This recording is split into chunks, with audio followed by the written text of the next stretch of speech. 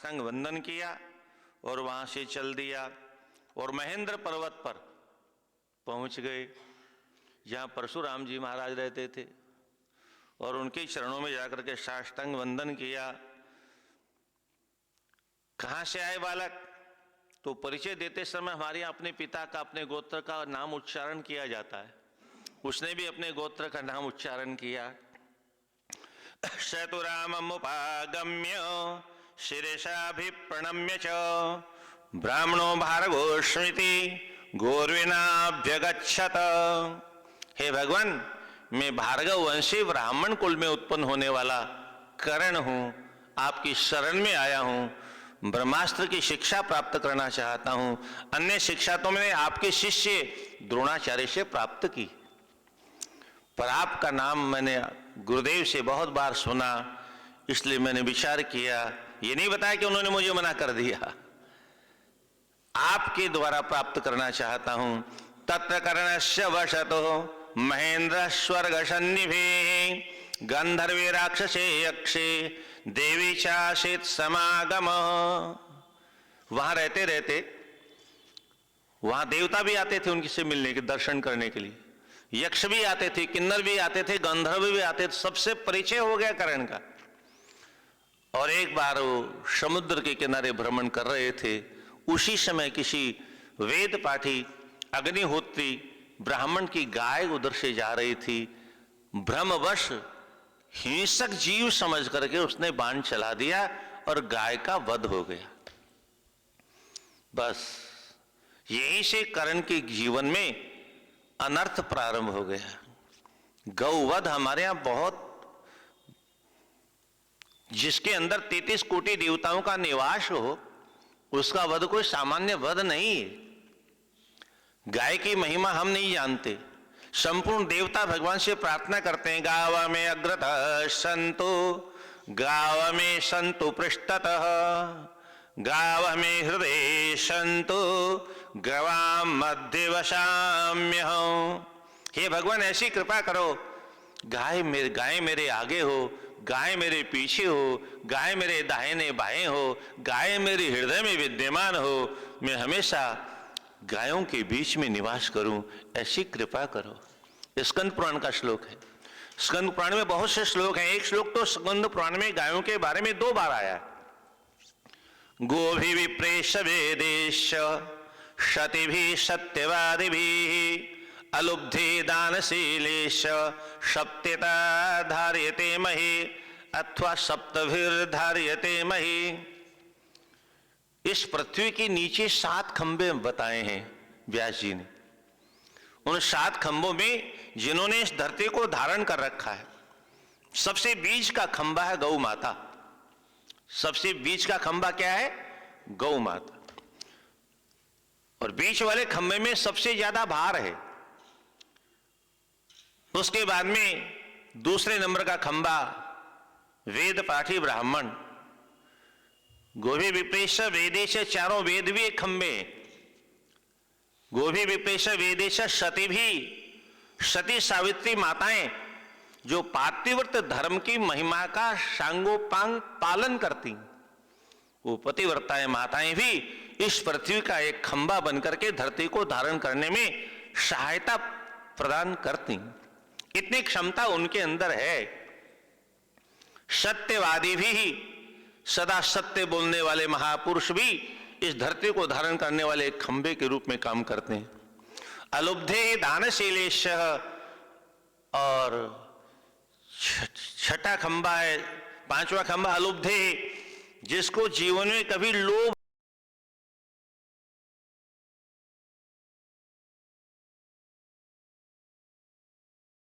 दाता लोग हैं, हमेशा देते रहते हैं, देते रहते हैं, देते रहते हैं।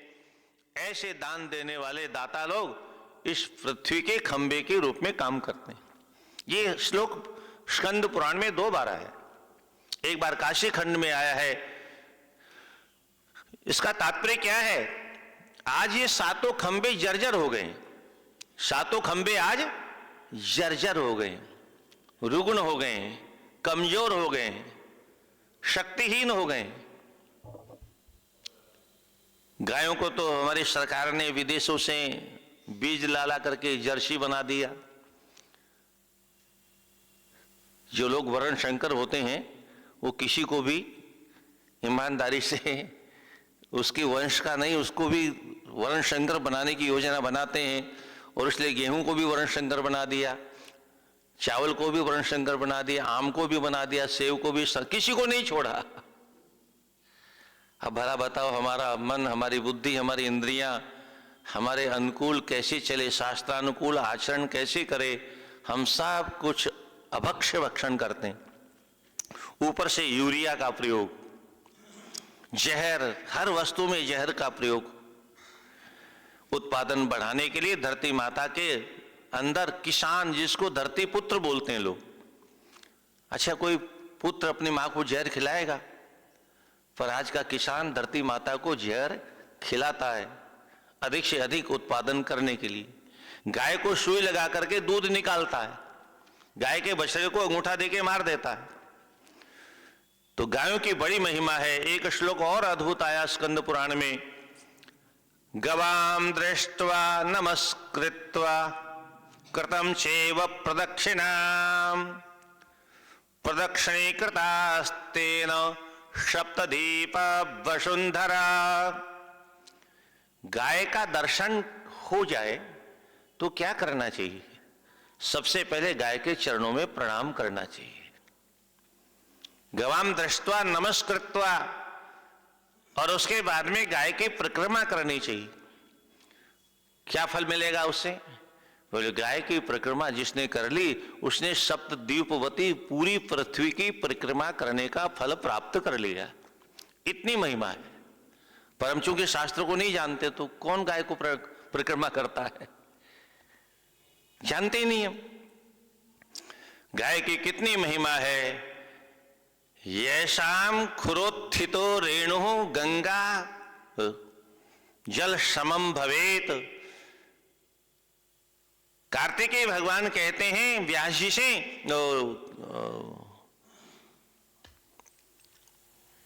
महर्षि अगस्त से, महर्षि अगस्त और उनका संवाद है पूरे काशी खंड में।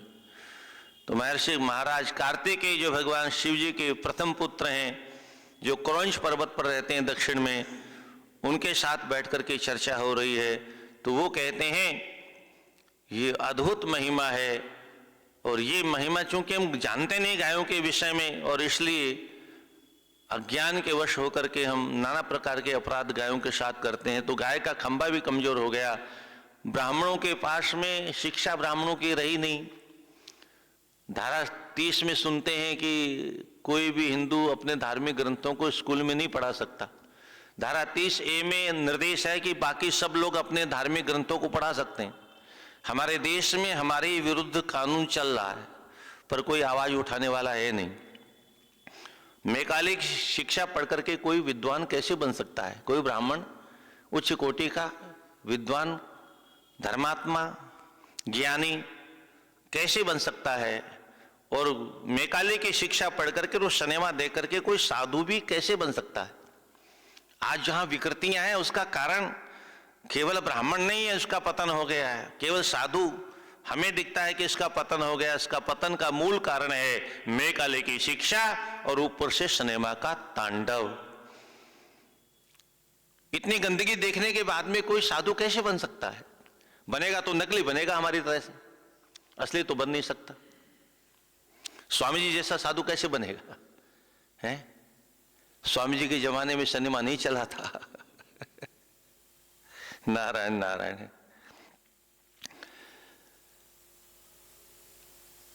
गाय की हत्या हो गई। जिस ब्राह्मण की गाय थी उस ब्राह्मण ने कुपित होकर के तदज्ञान कृतम मत्वा ब्राह्मणाय निवेदयत। वो ब्राह्मण जब सामने कुपित होकर के आया तो साष्टांग वंदन किया करण ने, और चरण पकड़ के क्षमा याचना करते हुए कहा, ब्राह्मण देवता मुझे क्षमा कर दो, अनजाने में मुझसे गलती हो गई। ब्राह्मण ने क्षमा नहीं किया, कोई सामान्य अपराध नहीं किया, तुमने गाय की हत्या की है तुमने मेरे किसी परिवार के सदस्य की हत्या कर देते तुम तो शायद मैं क्षमा भी कर देता, क्योंकि अनजान में तुमने किया है। पर गाय की हत्या की पाप को अगर मैंने क्षमा कर दिया तो तुम्हारे जैसे दुर्दांत लोग न जाने कितनी गायों की हत्या करने लग जाएंगे। इसलिए बार बार क्षमा मांगने के बाद में भी ब्राह्मण देवता कहते हैं बुद्धि पूर्वम भगवन् धेनुरेश हता तव मया तत्र प्रसादम च कुरुष्वेति पुनः पुनः। बार बार प्रार्थना करने के बाद में भी कहा, अरे दुराचारक वधारस्तम फलम प्राप्नो हि दुर्मते, अरे दुष्ट बुद्धि वाले तुमको इस गो हत्या का दंड तो मिलना ही चाहिए। हम लोग गोवर्धन की पूजा करते हैं, शब्द क्या है? गोवर्धन। बहुत बार कीर्तन किया हमने, बहुत बार लोगों ने परिक्रमा की है, पर गोवर्धन का अर्थ नहीं मालूम किसी को। राधे राधे। शब्द क्या है? गोवर्धन। सीधा सा अर्थ है, गोबर है धन।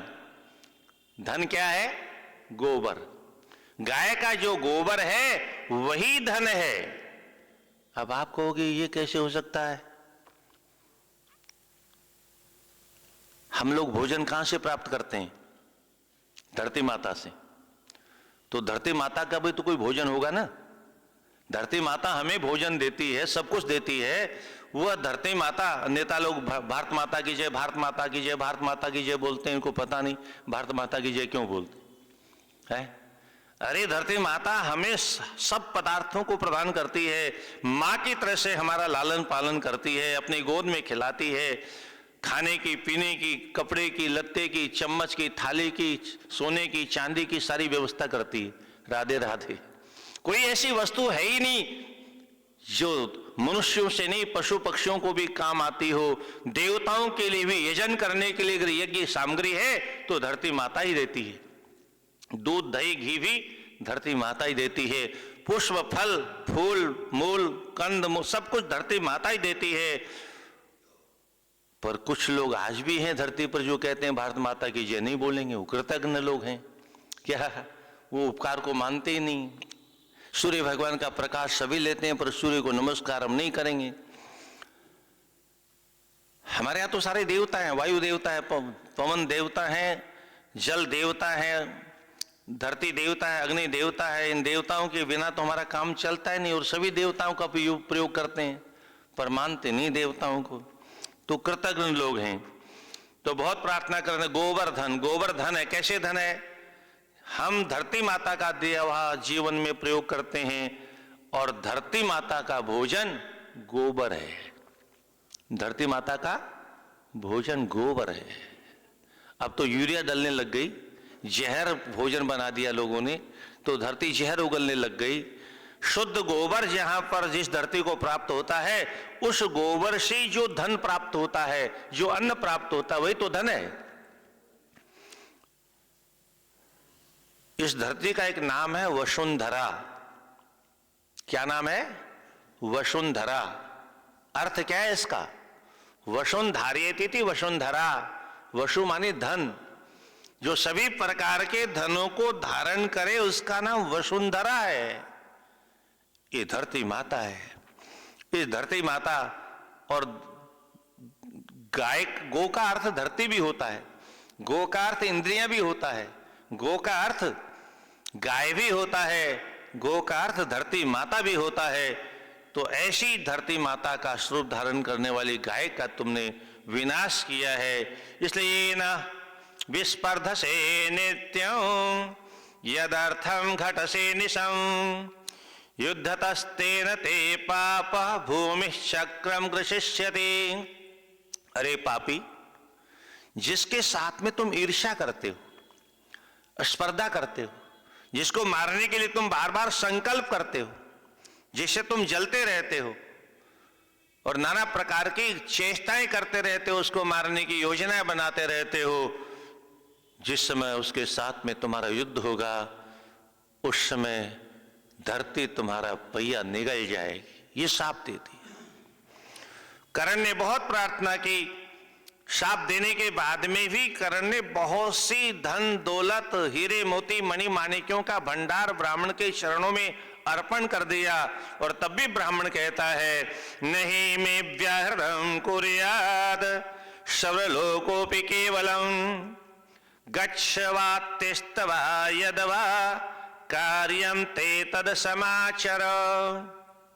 अरे दुष्ट, तुम चाहे जितना धन दौलत मेरे चरणों में रख दे, पर मैंने जो कह दिया है, त्रिलोकी में कोई भी ऐसा महापुरुष नहीं है, देवता दानव मानव कोई भी ऐसा नहीं जो मेरी कथनी के विपरीत तुम्हारा ये साप वापस कर ले।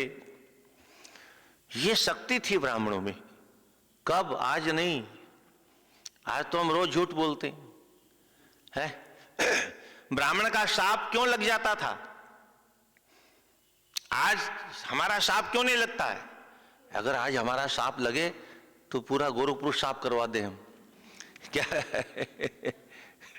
पर हमारे साप से मच्छर भी नहीं मरता है, क्योंकि वो शक्ति, वो तप, वो जप, वो सामर्थ्य हमारे अंदर है नहीं जो हमारे पूर्वजों के भीतर होती थी। वो जो साधना करते थे, आराधना करते थे, भजन पूजन यदन वंदन नमन स्तवन करते थे, उस तप के बल पर उनके अंदर वो सामर्थ्य होती थी कि राजा महाराजा की बात छोड़ो, देवता भी डरते थे।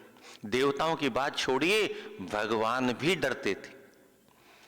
और जब चाहे तो भगवान को शाप दे देते थे, तो भगवान को भी धरती पर धक्के खाने के लिए आना पड़ता था। नारद जी ने भगवान को शाप दे दिया, जाओ भटको धरती पर।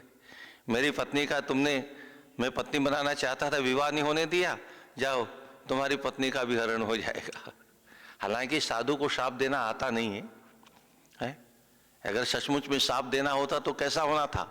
तुमने मेरा विवाह नहीं होने दिया, जाओ मैं शाप देता हूं, तुम्हारा विवाह भी नहीं होगा। शाप तो ये होना था। पर सचमुच में जो सच्चा साधु होता है, वो भले ही क्रोध क्यों न कर ले, पर वो शाप वैसा जैसा सामने वाले का, शत्रु का भी विनाश करने का संकल्प करने के बाद में भी विनाश कर नहीं सकता। बहुत से लोग कहते हैं पहले ऋषि महर्षि बहुत क्रोधी होते थे, शाप देते थे। अरे देवताओं, कभी ध्यान से देखना, ऋषि महर्षि किसी को शाप जो देते थे उसकी महिमा क्या थी? ऋषि महर्षि अपनी दिव्य दृष्टि से देख लेते थे, ये इतना पापी है, इतना अनाचारी है, अत्याचारी है, पापाचारी है, कदाचारी है, भ्रष्टाचारी है, घोटालेबाज है, इसका कल्याण किसी भी रूप में होने वाला नहीं है। और मेरा दर्शन चूंकि इसने कर लिया है, तो फल तो मिलना चाहिए ना। तो क्या फल दिया? बोल साप कौन सा फल हुआ? अरे साप में वह सामर्थ्य होती थी जो भगवान से मिला देता था। ऋषियों के साप में वह सामर्थ्य होती थी जो परमात्मा का दर्शन करवा देता था। इसलिए किसी भी ऋषि महर्षि के साप को उठा के आप देख लेना, उसको अंतिम में भगवान का दर्शन अवश्य हुआ। और ऐसा साप हमको मिले तो, हमको तो रोज मिले तो अच्छा है। क्या ऐसा साप रोज मिले तो अच्छा है? ये तो हजारों हजारों वरदानों से अच्छा है भाई। जन्म जन्म मुनि जतन कराहि, अंतराम कही आवत नाही। और साप में वो सामर्थ्य है जो भगवान से मिला दे। अब भला बताओ, इससे अच्छी बात और क्या हो सकती है? तो सर्वलोकोपि केवलम, चराचर जगत मिल करके भी इस साप से तुम्हें मुक्ति नहीं दिला सकते। ऐसा साप दे दिया। पर इस साप को भी आकर के गुरुदेव से बताया नहीं करण ने। अपराध पर अपराध होते जा रहे हैं। नियम यह है कि गुरुजनों से कुछ भी छिपाना नहीं चाहिए। गुरुकुल में रहते समय गुरुजनों से कुछ भी नहीं छिपाना चाहिए। अच्छा अथवा बुरा, हल्का अथवा भारी, धर्म अथवा अधर्म जो भी बन जाए, गुरुदेव के सामने अर्पण कर देना चाहिए। कोई न कोई अगर अपराध बन गया है तो उस अपराध का विमोचन कैसे होगा, ये गुरुजनों के पास में वो कला होती है, वो विद्या होती। और आकर के फिर गुरुदेव की सेवा में लग गया। गुरुदेव से प्रार्थना की, गुरुदेव मुझे ब्रह्मास्त्र प्रदान कर दीजिए। और गुरुदेव ने ब्रह्मास्त्र प्रदान कर दिया। इसके बाद क्या हुआ? एक बार गुरुजी को अचानक निद्रा लगी तो कर्ण के ही जंघा के ऊपर अपना मस्तिष्क रख करके शयन कर गए। और उसी समय एक कीट आया और धरती से निकला और निकल करके आगे उसका नाम दिया अलर्क। अलर्क नाम का कीड़ा था। वो यहां जांग में घुसा और घुसते घुसते ऊपर से निकल गए। नीचे से खून बहा और ऊपर से खून बहा और गरम गरम खून जब गुरुदेव को लगा तो गुरुदेव की निद्रा भंग हो गई। और देखा ही करण ये खून कहां से आ रहा है? बोले गुरुदेव ये कोई कीड़ा इधर से घुसा और वो उसने काट लिया।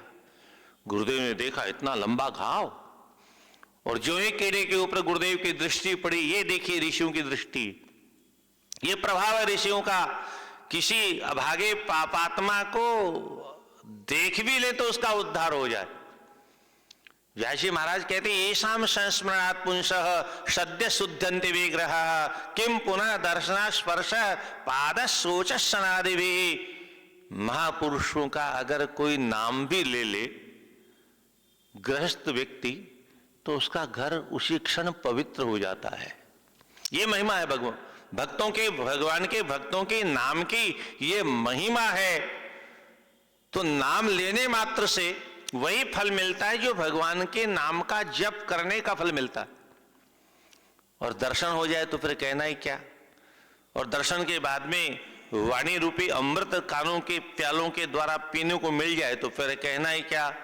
इससे अधिक कोई पुण्यात्मा हो तो संत महापुरुषों की चरणों का स्पर्श करने का, उनकी चरणों की धूलि का स्पर्श प्राप्त करने का सौभाग्य मिल जाए तो कहना ही क्या। और इसके बाद में ऐसे पवित्र संत महापुरुषों के चरणों का धोया हुआ जल शरणामृत के रूप में पीने को मिल जाए तो उसके सौभाग्य की बराबरी तो इंद्र भी नहीं कर सकता। वही भी अपना माथा पीटता, हाय ये सौभाग्य हमें क्यों नहीं मिला। तो ये संतों के महापुरुषों की महिमा है। देखते ही वह कीड़ा दिव्य रूप धारण करके उपस्थित हो गया।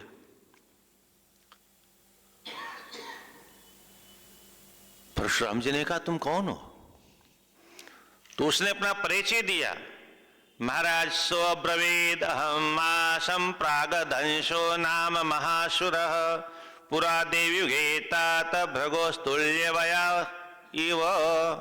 हे भगवान, मैं पूर्व जन्म में एक दंश नाम का असुर था और भृगु के समकक्ष हुआ करता था मैं। एक बार मैंने असुर स्वभाव के कारण, ये राक्षसों का स्वभाव ऐसा ही होता है, किसी पराई नारी को देखा सुंदर है, बोले उठा लो। भृगु जी की धर्मपत्नी को उठा लिया इसने। राक्षस आज भी ऐसा करते हैं। अभी बांग्लादेश में दिखा रहे थे नाटक, रोज हो रहा है नाटक। राक्षसों की पहचान हमारे शास्त्रों में बहुत बार बताई गई है। मोहिनी अवतार जब हुआ तो राक्षसों ने जो ही देखा तो अमृत पीना भूल गए और देवी जी को घेर लिया और पता पूछने लगे। देवी जी आपका पता क्या है? आपका मोबाइल नंबर बताना जरा। का त्वम कंजपला साक्षी, हे कमल नैनी तुम कौन हो? इस कथा के माध्यम से मैं कहा करता हूं, आज भी अगर कोई किसी बहन बेटी से पता पूछता हो, मोबाइल नंबर पूछता हो तो समझ लेना ये राक्षस है। राक्षस की परिभाषा है ये। कोई सभ्य व्यक्ति किसी बहन बेटी का पता नहीं पूछेगा, पर राक्षस जरूर पूछेगा। अब नहीं समझ में आता है, शास्त्रों को नहीं सुना है, तो फिर 35 टुकड़े होने पड़ेगा, कोई उपाय नहीं।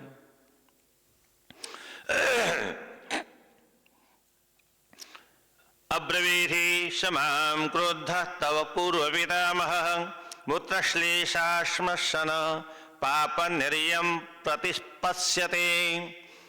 महर्षि भृगु क्रोधित हो गए और कहा, अरे दोस्त, अरे पापात्मन, जाओ तुम मूत्र और लार खाने वाले कीड़े बन जाओ और नरक में तुम्हारा निवास हो। मैंने प्रार्थना की भगवान मेरा उद्धार कैसे होगा? तब कहा परशुराम जी की कृपा से तुम्हारा उद्धार हो जाएगा। अब परशुराम जी का दर्शन इसको कहां होने वाला था? सापश्यांतो भवेद ब्रह्मन् नित्येवम् अथा ब्रुवम् भविता भार्गवाद्रामादिति मां ब्रवीद भृगु। आज आपकी कृपा से मैं मुक्त हो गया और वह तो अपने लोक को चला गया। और ये ब्राह्मण कहता है अति दुःखमिदं मूढ़ न जातु ब्राह्मण सहेद सत्यसेवते धैर्यं कामया सत्यमुच्यता। गुरुदेव परशुराम जी कहते हैं अरे दुष्ट कर्ण, तुम सच बताना कौन हो, किस कुल में तुम्हारा जन्म हुआ है? तुम ब्राह्मण तो नहीं हो सकते, क्योंकि ब्राह्मण इतना कष्ट सहन कर नहीं सकता। इतना बड़ा कीड़ा और तुम्हारे जांग को चीर करके बाहर आ गया, ये क्षत्रिय में ही ये गुण हो सकता है। कष्ट तो कर्ण को भी बहुत हुआ, पर गुरु भक्ति के कारण अगर गुरुदेव जाग जाएंगे तो हो सकता नाराज हो जाए। हमारे यहां तो बड़ी भारी बीमारी है ना, गुरुजनों को प्रसन्न करना भी बहुत बड़ा काम है, सबके बस की बात नहीं है। जरत्कारू ऋषि का विवाह जरत्कारू नाम की वासु की बहन से हुआ और सायंकाल का समय था, महर्षि जंगा पर शयन कर रहे थे अपनी पत्नी के और सूर्यास्त होने जा रहा था। धर्म पत्नी ने विचार किया अगर सूर्यास्त हो गया और पति देव ने अगर संध्या वंदन नहीं किया, इनके धर्म का लोप हो जाएगा, अनर्थ हो जाएगा। पर तुरंत विचार आया मैंने अगर जगा दिया तो ये तो क्रोधी स्वभाव के हैं कि मेरा त्याग कर दिया तो जिस उद्देश्य से मेरा विवाह हुआ है वह उद्देश्य पूरा नहीं होगा। और तब उसने चिंतन किया मुझे क्या करना चाहिए, और अंतिम में उस पतिव्रता नारी ने निर्णय किया भले ही मेरा त्याग मेरे पतिदेव कर दें, पर मेरे पति के धर्म का लोप नहीं होना चाहिए। और इसलिए हिला करके स्वामी स्वामी उठी उठी, सूर्यास्त होने जा रहा है, संध्या वंदन करिए, अर्घ्य प्रदान करिए। अरे महाराज वो तो उठते ही फुंकारने लगे, अरे दोस्ते तुमने मुझे जगाया क्यों? स्वामी आपकी संध्या का समय हो गया। महर्षि कहते हैं तुम मेरे तेज को नहीं जानती। ये देखी, महर्षि कहते हैं सूर्य की औकात नहीं, सूर्य में वो सामर्थ्य नहीं जो मेरा अर्घ लिए बिना अस्ताचल को चले जाएं। तुमने मुझे उठाने का दुस्साहस किया, जाओ मैंने तुम्हारा त्याग किया। मैंने पहले कहा था मेरे विपरीत जिस दिन चलेगी उसी दिन मैं उसका त्याग कर दूंगा। ये तो कड़ियां है जोड़ने के लिए, आस्तिक को केवल जन्म देना था इसलिए संबंध किया मात्र उन्होंने, क्योंकि सारी घटना तो ऊपर से दिखी हुई पहले से। अब उसने डर के मारे पूछा भगवान जिस उद्देश्य से मेरे भाई ने विवाह किया था वो है कि नहीं? बोले अस्ति इति है। अस्ति इति कहने से आस्तिक नाम हो गया उसका, यही तुम्हारे खानदान की रक्षा करेगा। तो कहने का तात्पर्य ऋषि महर्षियों को सेवा करके प्रसन्न करना बहुत टेढ़ा काम है। तो महर्षि कहते हैं अरे दोस्त तुम सच बताओ कौन हो, तुमने भार्गव गोत्र कैसे बताया अपना? तो बड़ी चालाकी से कहता पिता गुरु न संदेहो वेद विद्या प्रद प्रभु अतो भार्गव इत्युक्तम मया गोत्रम तवांतिके। हे भगवान मैंने सुना है शास्त्रों का एक सिद्धांत यह भी है शिष्य अपने गुरु के गोत्र का प्रयोग कर सकता है, और चूंकि मैं आपके यहां दीक्षा लेने आया, शिक्षा लेने आया और आपका ही शिष्य बनकर के अध्ययन करूंगा आगे, इसलिए मैंने आपके गोत्र का प्रयोग किया। अरे दुष्ट तुम गुरु के साथ में छल करते हो। अब इस सिद्धांत का प्रयोग इसलिए किया तुमने तुमने अपनी जाति को छिपाया और इसलिए तुमने अपराध किया। अब्राह्मणे नहीं ब्रह्म ध्रुवम तिष्ठेत कदाचन। जो ब्राह्मणों को देवता नहीं मानता है अथवा जो ब्राह्मण नहीं है, ऐसे के पास में ब्रह्मास्त्र ठहरता नहीं है। इसलिए जाओ, गच्छेदानिम ते स्थानम अनर्थम से विद्यते। अरे दुष्ट, तुमने गुरु से असत्य भाषण किया, इसलिए जब तुम्हारे ऊपर आपत्ति आएगी उस समय तुम इस ब्रह्मास्त्र को विस्मरण कर दोगे, भूल जाओ। बहुत प्रार्थना करने के बाद में भी गुरुदेव ने इतना जरूर कहा, न त्वया सदृशो युद्धे भविता क्षत्रियो भुवि।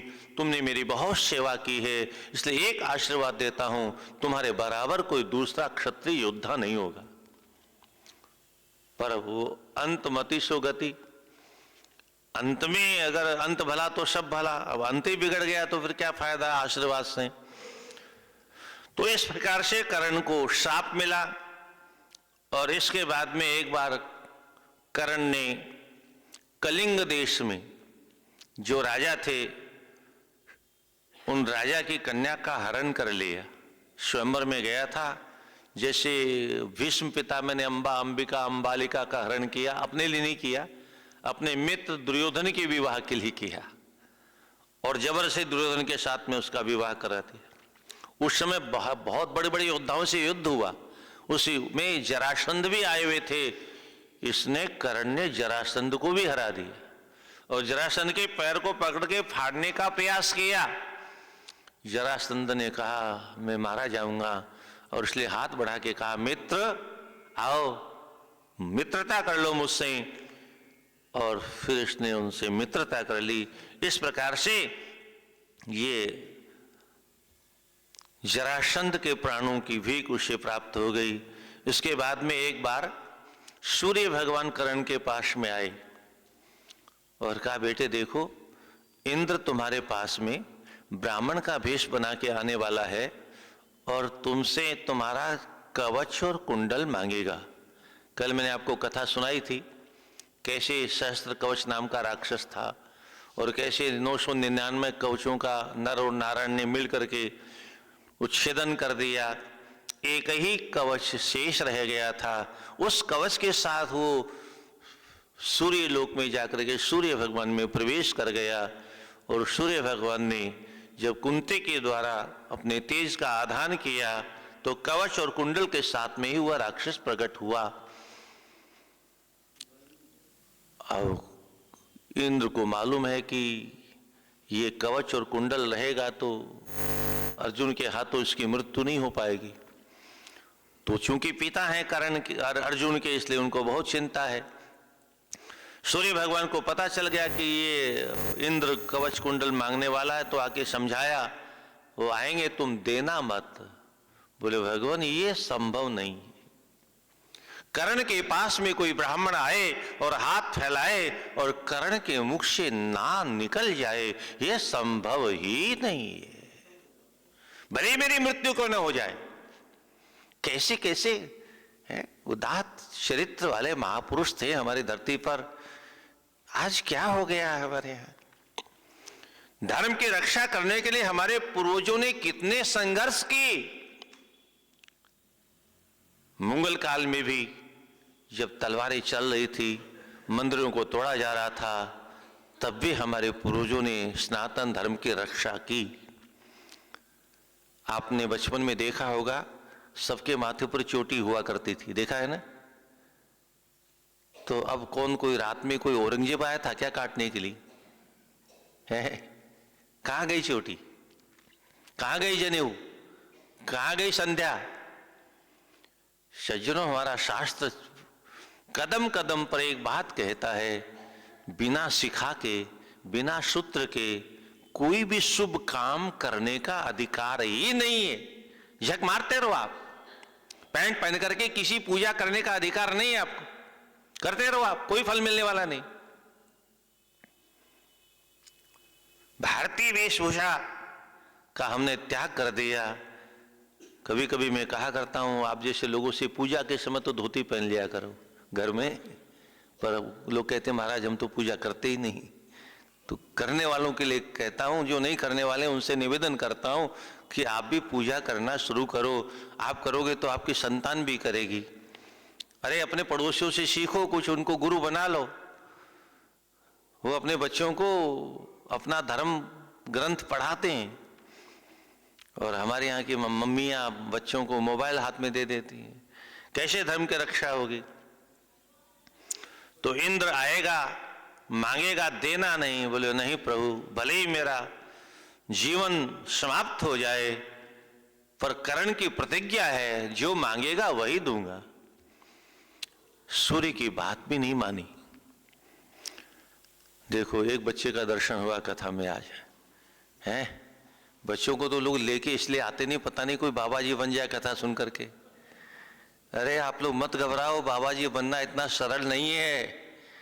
हम लोग भी आज तक बाबा जी बन नहीं पाए, केवल वेशभूषा ही है मात्र। बहुत कठिन काम है, सबसे कठिन काम है साधु बनना है। नकली भले बन जाए, असली बनना बहुत कठिन काम है। कभी कभी मैं कहा करता हूं, आज कथा सुनने कौन आता है? सत्संग में कौन जाते हैं? रिटायर लोग। कौन जाता है? जो हाथों से भी रिटायर है, पैरों से भी रिटायर है, कान से भी रिटायर है, आंख से भी रिटायर है, दिमाग से भी रिटायर है। क्या वो बूढ़े बडेरे लोग कथा सुनने जाते हैं? बूढ़े बडेरों का जीवन तो अच्छा भला निकल गया। क्यों निकल गया? उनके जमाने में सिनेमा चले ही नहीं थे, चले तो गंदे नहीं थे। बीमारी तो अब पैदा हुई, समस्या तो नई पीढ़ी के सामने है, जिनका सब कुछ नष्ट हो गया। आचार विचार, रहन सहन, खान पान सब कुछ नष्ट हो गया। इसलिए कथा तो नई पीढ़ी को सुनानी चाहिए, और कोई अच्छी कथा हो तो अवश्य बच्चों को सुनाना चाहिए। डरने की जरूरत नहीं है। कोई साधु कदाचित हो भी जाए तो 21 पीढ़ियों का उद्धार हो जाएगा। भगवान प्रहलाद से कहते हैं, त्रिश सप्तभी पिता पूता पितृभि सह तेन अघ। तुम्हारे जब उन्होंने कहा कि मेरे पिता का बार बार कहा कुछ मांगो कुछ मांगो, कुछ मांगा ही नहीं प्रहलाद ने, और बार बार जब कहा कुछ तो मांगो, मेरी इज्जत तो रखो, तो बोले मेरे पिताजी का उद्धार कर दो। भगवान ने कहा तुमको ये भ्रम कैसे हो गया कि तुम्हारे पिता का उद्धार नहीं होगा?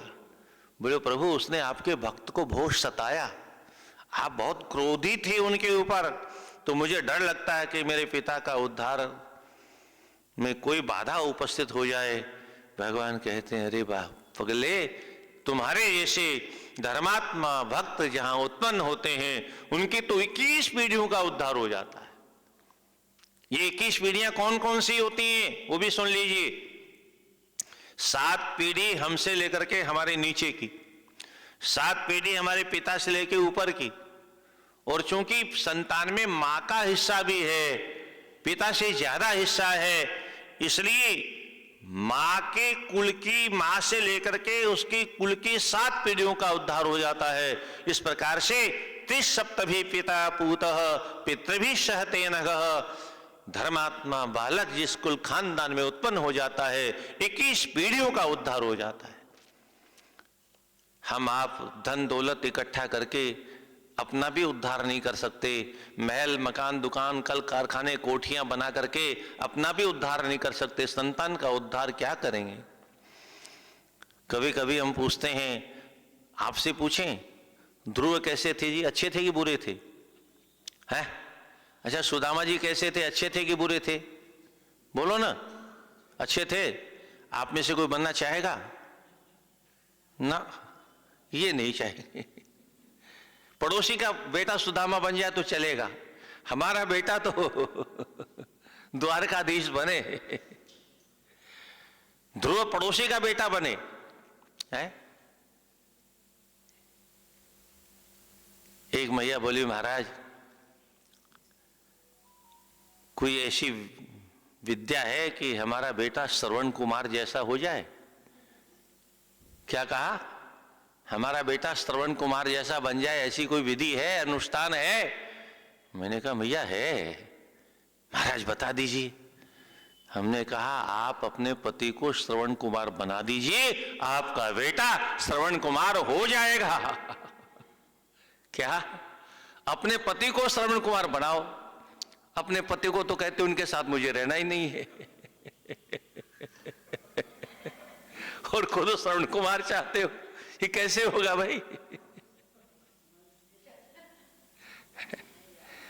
अपने पति को श्रवण कुमार बना दीजिए, आपके घर में श्रवण कुमार पैदा हो जाएंगे।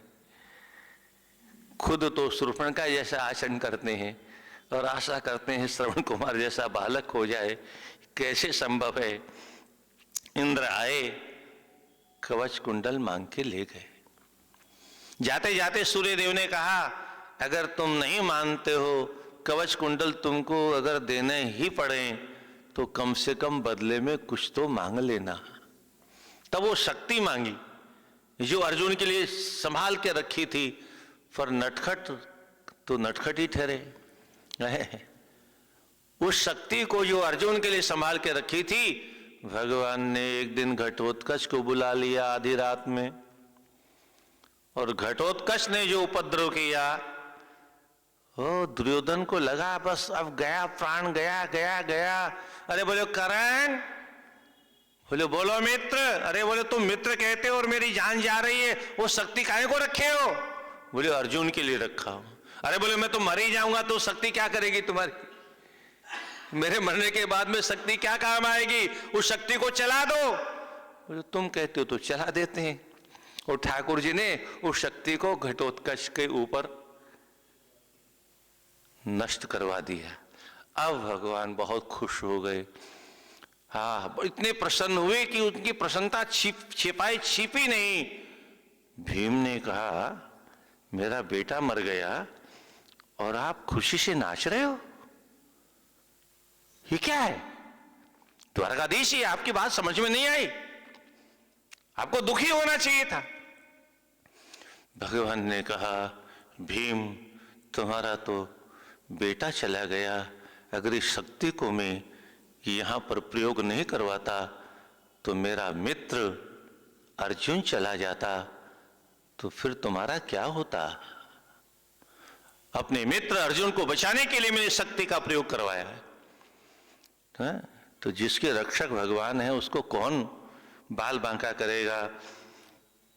तो दे दिया माया के बल पर स दिव्य सहजे प्रादात कुंडले परमार्जिते। वह दिव्य कुंडल और दिव्य कवच भगवान की माया से मोहित होकर के सहजम कवचम चापी मोहितो देव माया, ये देव माया है, उससे मोहित होकर के सहजम का तात्पर्य क्या है? जन्मना सह जायते इति सहज, जो जन्म के साथ ही पैदा हुए थे, बाजार से नहीं आए थे। ऐसे कवच कुंडल को दान कर दिया। ऐसा अद्भुत ब्राह्मणस्याभिशापेन, नारद जी कहते हैं कर्ण को एक तो ब्राह्मण का शाप लगा हुआ था गोहत्या करने के कारण, और एक गुरुदेव का शाप लगा था। परशुराम जी का दो शाप काम कर रहे थे। अब भला बताओ, उसका पहिया धरती पर नहीं धसता तो क्या करता? एवं सप्तस्तव भ्राता भविष्यापि वंचितः न सोच्य पुरुष व्याघ्र युद्धेन निधनम गतः। ये दो शापों के कारण तुम्हारे कर्ण की ये अंतिम में दशा हुई, पर फिर भी तुमसे कहता हूं युधिष्ठिर, अपने कर्ण के लिए शोक मत करो। क्यों? बोले युद्ध में मरने वाले को तो स्वर्ग मिलता है, तुम्हारा भाई स्वर्ग चला गया, अब मरने की क्या जरूरत, रोने की क्या जरूरत है? अच्छा, वैसे भी हम लोग विचार नहीं करते, आगे बहुत चर्चा आएगी। किसी घर में कोई मृत्यु हो जाती है तो हम सब रोते हैं। अच्छा, हमारी मृत्यु होगी कि नहीं होगी? राधे राधे। दूसरे के मरने पर हम रोते हैं, हमारी मृत्यु होगी कि नहीं होगी? होगी। तो जब अपनी मृत्यु पर तो हम रो ही नहीं सकते, राधे राधे, अपनी मृत्यु को हम बचा ही नहीं सकते, तो दूसरे की मृत्यु पर रोने से क्या मिलने वाला है? वो जो घर में चला गया वही जाने वाला नहीं है, हम भी जाने वाले हैं। जातस्य ही ध्रुव मृत्यु ध्रुवम जन्म मृतस्य च अपरिहार्यार्थे ये अपरिहार्य है, इसका कोई भी आज तक तोड़ संसार में किसी को मिला ही नहीं। आया है सो जाएगा, राजा रंक फकीर, यहाँ सब जाने के लिए हैं।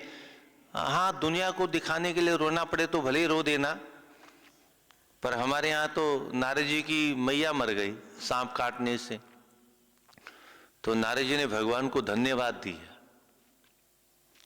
और धन्यवाद 5 वर्ष का बालक, इसका तात्पर्य क्या है? इसका तात्पर्य यह है कि हमारे जीवन में भी अगर किसी की मृत्यु हो जाए तो हमको भी परमात्मा को धन्यवाद देना चाहिए। क्यों? अच्छा, धन्यवाद देते समय क्या कहना चाहिए? हे भगवान, आपने बड़ी कृपा की, कई बंधन है मेरे जीवन में, आज आपने एक बंधन काट दिया। राधे राधे। एक बंधन काट दिया और कृपा करके धीरे धीरे प्रभु सारे बंधन ऐसे काट डालो, क्योंकि जिन बंधनों में बंधे हुए हैं उसी की वजह से तो भगवान का भजन नहीं कर पाते हैं। और ये बंधन तुलसीदास जी ने तो बहुत कहां कहां से निचोड़ करके बाबा ने लिखा है। जननी जनक बंधु सुत दारा, तनु धन भुवन सुहृद परिवारा। ये लगभग 1 दर्जन बंधन हैं जिनमें बंधे हुए हैं। एक एक बंधन अगर कटते कटते सारे बंधन जिस दिन कट जाएंगे उसी दिन हम मुक्त हो जाएंगे। मरने के बाद में मुक्त होंगे कि नहीं होंगे इसकी गारंटी नहीं है। हाँ, मरने के बाद में मुक्त कौन होगा? जो जीते जी मुक्त हो जाएगा। जीते जी प्रपंच में जो फंसा हुआ है वो चाहे जितना जब तक पूजा पाठ कर ले, चाहे जितना आराधना कर ले, उसको मुक्त होना ही नहीं है। इसलिए जीते जी मुक्त कैसे हो इसका प्रयास करना चाहिए। और कभी कभी 80 वर्ष के बूढ़े लोग भी कहते हैं महाराज हम तो गृहस्थ हैं, तो सुन के बहुत कष्ट होता है? 80 वर्ष का बाबा, अब उसकी गृहस्थी कैसे हुई भाई? गृहस्थी तो बच्चों की है, हमारी थोड़े। गृहस्थी तो बच्चों की, हमारी नहीं है। पर हम जबर से चिपके हुए हैं, क्योंकि हमको शास्त्रों का अध्ययन नहीं है, इसलिए ज्ञान नहीं है।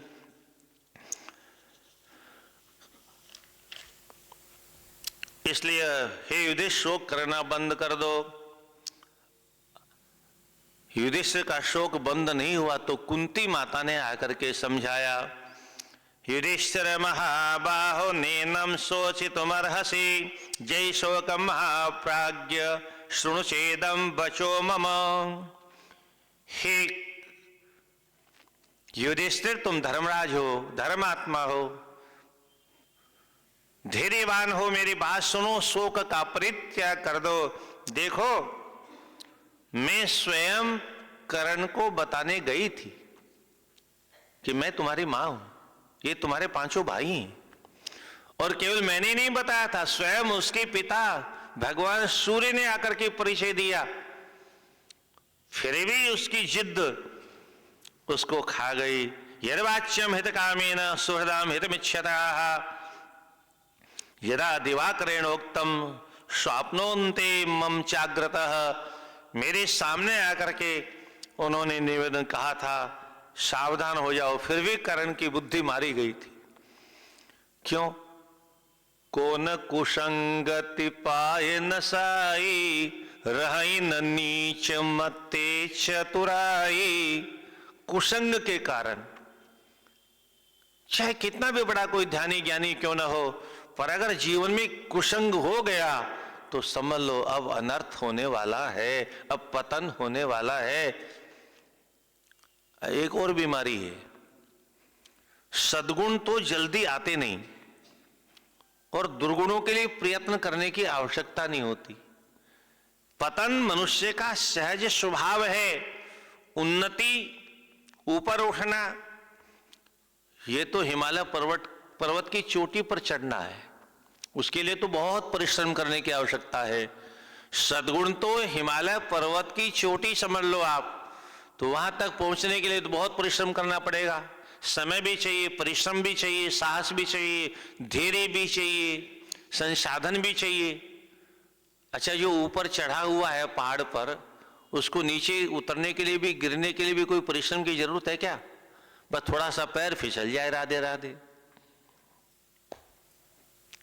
बिना किसी परिश्रम के पाताल तक पहुंच जाएगा। इसी प्रकार से पतन सहज है, इसलिए माता पिता का धर्म बनता है अपने संतान को बहुत सावधानी से नजर में रखें। कभी कभी स्कूल में जाकर के दोस्तों के बारे में भी जानकारी कर लें कि किसके साथ बैठता उठता है, कहां कहां जाता है, पर किसी को फुर्सत नहीं है। युधिष्ठिर जी ने शशापच महातेजः सर्वलोकेषु योषितः न गोयम धारिष्यन्ते वह दुख समन्वितः, इस प्रकार से युधिष्ठिर बहुत दुखी हो गए और अंतिम में अर्जुन से कहते हैं, अर्जुन मेरी बात सुनो। बोले हाँ भैया, आज्ञा करो, चलें अब राज्य सिंहासन की तैयारी करें। बोले मुझे राज्य सिंहासन नहीं चाहिए। बोले फिर क्या आज्ञा है? बोले अभिक्षवाश्रयिष्याम वृष्णन्धकपुरे वयं ज्ञातिनः निष्पुरुषान् कृत्वा नेमां प्राप्स्याम दुर्गतिम्। देखो अर्जुन, अगर हमने वनवास से आने के बाद द्वारकापुरी जैसे धनी नगरी में अगर भिक्षा मांग करके अपना जीवन यापन कर लिया होता तो आज ये दशा हमारी नहीं होती, हमारे परिवार की ये दशा नहीं होती और हमारा भाई कर्ण इस प्रकार से मारा नहीं जाता। अब भी मेरी बात सुनो। अमित्रान समृद्धार्था वृत्तार्था कुर्वः किल आत्मानम् आत्मना हत्वा किम धर्म फलमाप्नुमः। हमसे द्वेष करने वालों का क्या हुआ? 100 के 100 पुत्र मारे गए, सारा परिवार बिखर गया, नष्ट हो गया, मारे गए, काल के गाल में चले गए। इसलिए मेरा तो अब ये निश्चित मत है, धिगस्तु क्षात्रमाचारम धिगस्तु बल पौरुषम।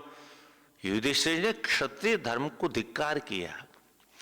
बोले क्षत्रिय के धर्म को धिक्कार है, जो युद्ध करना मेरा धर्म है, कोई ललकारे तो मेरा धर्म है, कोई जुए के लिए कहे तो जुआ खेलना भी धर्म है? अच्छा, आज तो द्वापर से हम बहुत नीचे आ गए, पर आज का भी कोई पिता भरी सभा के बीच में अपने संतान को यह नहीं कहेगा कि तुम जुआ खेलो। आज के इस कलिकाल में भी अपने संतानों को, अपने भाई के संतानों को अपने आंखों के सामने और महापुरुषों के सामने कोई ये नहीं कहेगा कि जुआ खेलो, पर मोह ममता के कारण धृतराष्ट्र ने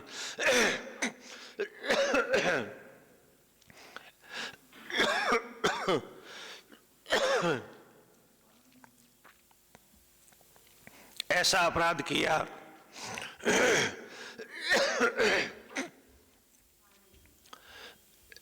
कोई कोई माइक ऐसा होता है जो गला खींचता है।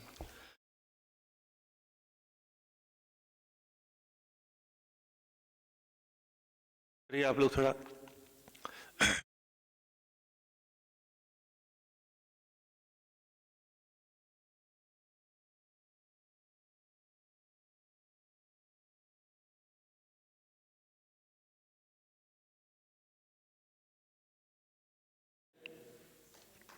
साधु क्षमा दम शोचम वैराग्यम चाप्यमत्सरः अहिंसा सत्य वचनम नित्यानि वनचारिणाम। क्षत्रिय के धर्म को धिक्कार है, क्षत्रियों के बल को धिक्कार है, उनके पौरुष को धिक्कार है, उनके उद्योग को धिक्कार है, जिसके कारण से इस प्रकार की आपत्तियों में हम फंस गए। देखो अर्जुन, मनुष्य के जीवन में 8 गुण होने चाहिए। 8 गुणों से मनुष्य का कल्याण हो सकता है। प्रत्येक व्यक्ति का स्वभाव साधु जैसा होना चाहिए। साधु मतलब ये वेशभूषा नहीं, सादा जीवन, सादा खाना पीना, सादगी से रहना, ये साधु कहलाता है। वो कोई भी हो सकता है, गृहस्थ भी हो सकता है, वानप्रस्थी भी हो सकता है, ब्रह्मचारी भी साधु हो सकता है, और कोई भी असाधु हो सकता है। जिसका स्वभाव साधु का नहीं है वो कोई भी हो सकता है। क्षमा करने वाला होना चाहिए, मन पर कंट्रोल करने वाला होना चाहिए, और मनसा वाचा कर्मणा पवित्र होना चाहिए। सोचाचार, हमारे यहां जो प्राचीन काल में शास्त्रों में सोचाचार की चर्चा है, उसको आधुनिक लोगों ने छुआछूत मान लिया। किसी का स्पर्श किया हुआ भोजन नहीं करना, ये हमारी पुरानी परंपरा है। राजा का अन्न नहीं खाना, गणिका का अन्न नहीं खाना, चोर का अन्न नहीं खाना, डाकू का अन्न नहीं खाना, हत्यारे का अन्न नहीं खाना, बहुत से अन्न निषेध है हमारे यहाँ। दूसरे का वस्त्र नहीं पहनना, दूसरे के आसन पर नहीं बैठना, दूसरे के बिस्तर पर नहीं बैठना, ये आज के डॉक्टर भी मानते हैं। पर डॉक्टर कहता है तो हम भी मान लेते हैं। जब अस्पताल में जाना होता है, ऑपरेशन थिएटर में जाना होता है, तो डॉक्टर कहता है ये कपड़े पहनो, नर्स कहती है ये कपड़े नहीं चलेंगे भीतर, ये तुम्हारी जूते चप्पल बाहर निकालो, और हम कहते हैं घर में जूते चप्पल मत पहनो, तो नहीं मानते हैं। ये जो सोचाचार की परंपरा थी, शुद्धता की परंपरा थी, पवित्रता की परंपरा थी, उसको आधुनिक लोगों ने छुआछूत मान लिया। ये तो भला हो कोरोना काल का, जिसने हमारी शास्त्रीय परंपराओं को सिद्ध करके दिखाया। कोरोना जब आया तो लोग भूल गए, सट करके चलना भूल गए, एक दूसरे को छूना भूल गए, एक दूसरे के पास में बैठना भूल गए। हर आदमी डरता था, सामने मौत आ रही है, सामने मौत आ रही है, बच के चलो, बच के चलो, बच के चलो। आज भी टीबी हो जाती है तो लोग उसके बर्तनों को अलग रखते हैं, कपड़ों को खोलते हुए पानी में गर्म करते हैं, कीटाणु हमारे अंदर प्रवेश न कर जाएं। नाना प्रकार की बीमारियां होती जो छुआछूत के कारण हो जाती। और हमारे ऋषि महर्षियों ने जो रिसर्च किया, उस रिसर्च का तात्पर्य है कि किसी भी वस्त्र को आप दूसरे के वस्त्र को पहनेंगे तो उसके अंदर जो रोग होगा वो रोग आपके अंदर आ जाएगा। इतना ही नहीं, जो आपके विचार हैं वो भी हमारे अंदर प्रवेश कर जाए। आपके अंदर जो गंदे खाने पीने की आदत है वह भी हमारे अंदर आपके वस्त्रों को पहनने मात्र से। हाँ, आपने सुना होगा दंडकारण्य में भगवान ने लक्ष्मण जी से कहा, लक्ष्मण थोड़ा जल लेके आना। जैसे जल लेकर के आया है तो लक्ष्मण जी बोले, मैं तुम्हारा नौकर हूं क्या? जब देखो तो ये लाओ, क्या मतलब है?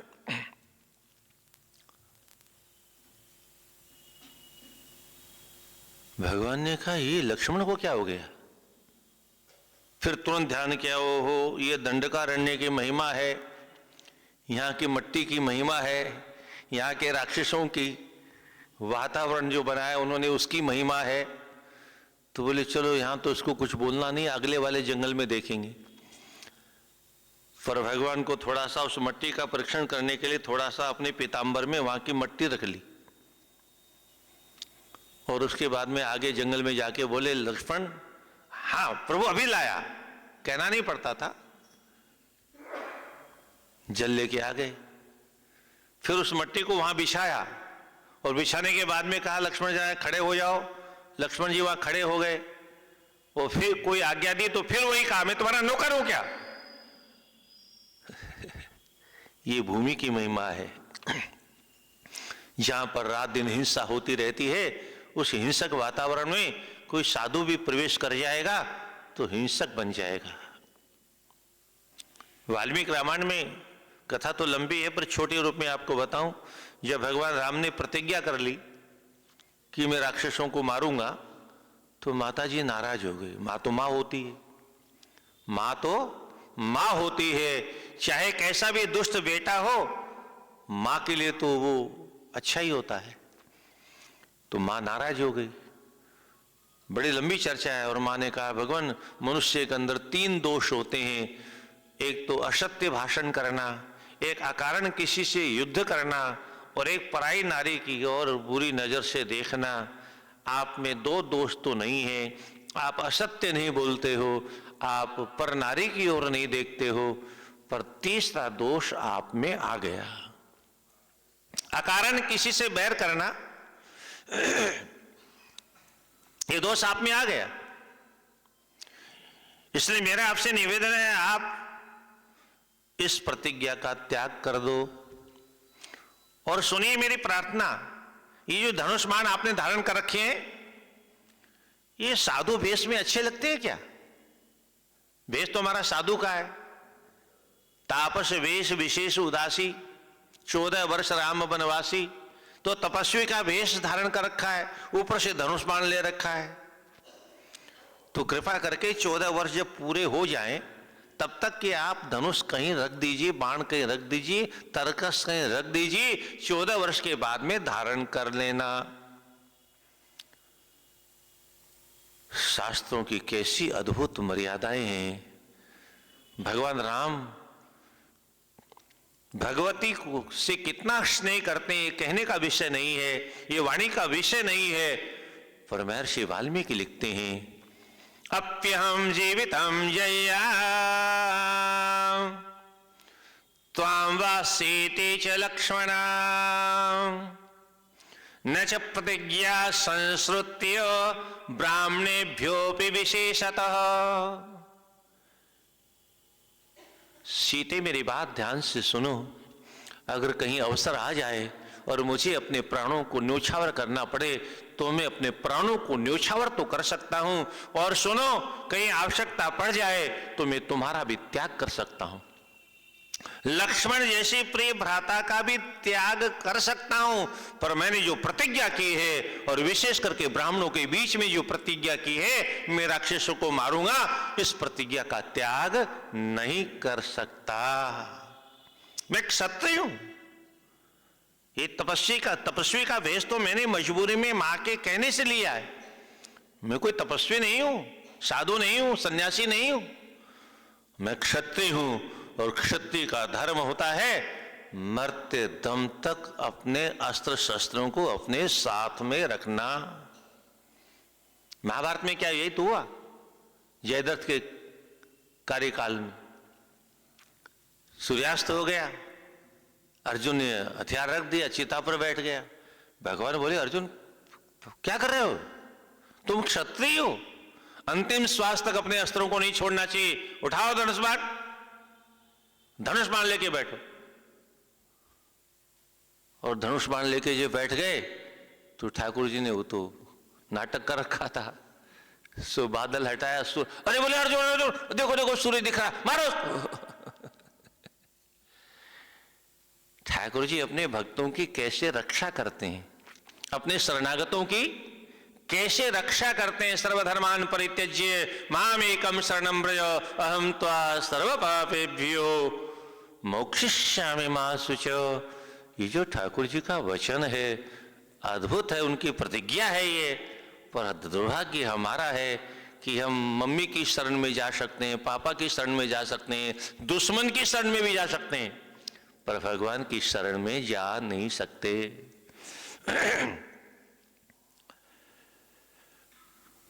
देगस्तु क्षात्रमाचारम, पवित्रता से रहे, वैराग्यवान हो, और किसी से मात्सर्य नहीं करे, जलन नहीं करे किसी के साथ में, और अहिंसा धर्म का पालन करे, सत्य बोलने का अभ्यास करे। इस प्रकार से इन 8 गुणों को साथ में रख करके जो वन में रहने का अभ्यास कर लेता है वही भगवान को प्राप्त करता है। क्या हो गया क्या समय? अच्छा, 1 घंटा में तो बैटरी गर्म होती है। और चलिए जो भी है, 1 घड़ी आधी घड़ी आधी में पुनियाद, तो जितना भी समय उपलब्ध है जो भी चर्चा हो जाएगी। इस प्रकार से युधिष्ठिर जी अर्जुन के सामने रखते हैं, और अर्जुन फिर समझाएंगे, फिर भीमसेन समझाएंगे, फिर नकुल समझाएंगे, फिर सहदेवी भी समझाएंगे, कई बार समझाएंगे। द्रौपदी जी भी समझाएगी, पर ये टस से मस होने को तैयार नहीं। व्यास जी आ जाएंगे, भगवान कृष्ण आ जाएंगे, तब भी समझने को तैयार नहीं, बड़ी भारी समस्या है। बाबा जी बनने की पक्की निश्चित करके युधिष्ठिर जी बैठे हुए, समझाने वाले समझा रहे हैं। और इस बीच में कितनी शिक्षा हमें आपको मिलेगी, वो फिर हम कल 6:30 बजे चर्चा करेंगे। बोले वृंदावन बिहारी लाल की, गोविंद हरे गोपाल हरे गोविंद हरे गोविंद हरे गोपाल हरे गोविंद हरे गो। जय जय प्रभु दीन दया